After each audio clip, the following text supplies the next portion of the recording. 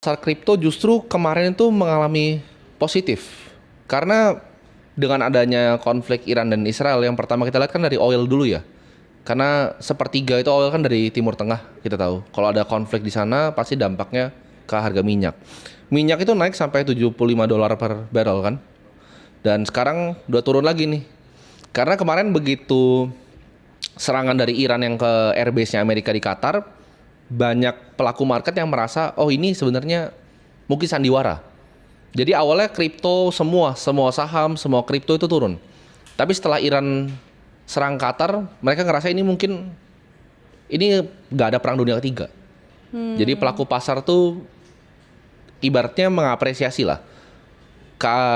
Sesuatu yang dibawa oleh Donald Trump ini diapresiasi oleh pasar, dan ya kita lihat dari semua pasar sih, nggak cuma kripto.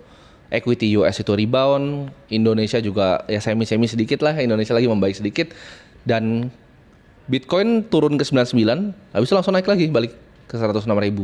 Jadi menurut saya kripto itu malah lebih kena hit waktu Trump bilang tarif dibanding konflik geopolitik kemarin. Oh ya. Betul. Dan Bitcoin sendiri merupakan aset yang menurut saya lebih kuat justru di saat ada tensi geopolitik.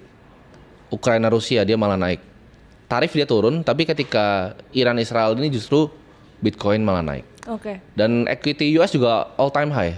Kripto ini kan kita ngomongin mungkin Bitcoin aja ya untuk lebih simpel ya. Bitcoin sebenarnya kan mata uang digital yang diciptakan oleh Satoshi Nakamoto, peer-to-peer electronic cash system kan. Jadi ini sebenarnya kalau untuk saya di portofolio itu mirip seperti saya menyimpan Swiss franc atau mungkin Singapore dollar. Ini sebuah currency digital yang saya bisa bawa kemanapun, dimanapun, dan kapanpun. Nah, korelasinya apa yang membuat ini naik dan turun? Menurut saya satu, konflik pasti ada korelasinya. Tapi kedua adalah M2 money supply, yaitu jumlah uang yang dicetak di dunia. Jadi dunia ini kan uang kertas itu dicetak. Makin banyak uang kertas dicetak, maka aset itu makin naik. Mau di US, mau di Indonesia. Jadi kalau kita mau lihat pergerakan Bitcoin, itu bisa dilihat korelasinya dengan M2 money supply yang beredar. Jadi jumlah uang yang beredar di dunia. Jadi kalau dunia lagi banyak cetak uang nih, biasanya Bitcoin naik. Gitu. Riset dari Fidelity, Bitcoin adalah aset yang justru paling aman ketika terjadinya konflik geopolitik. Seperti Ukraina Rusia, Iran Israel malah naik Bitcoin.